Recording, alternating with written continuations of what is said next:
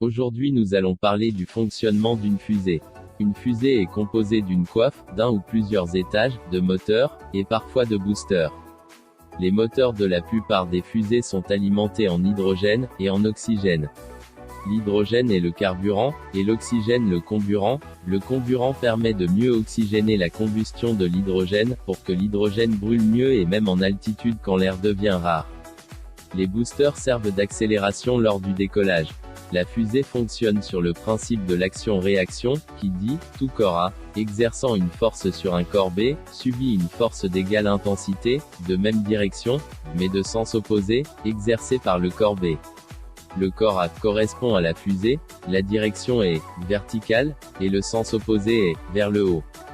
Pour simplifier, la fusée exerce une force vers le bas, grâce au gaz éjecté par le moteur lors de la combustion, donc une force égale et opposée est exercée sur la fusée.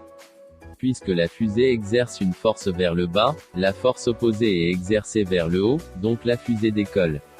Les fusées possèdent plusieurs réservoirs, ce qui permet une fois la fusée arrivée en altitude, et avec un réservoir vide, d'éjecter l'étage contenant le réservoir vide pour gagner du poids. Moins de poids égale moins de masse à pousser, donc plus de vitesse.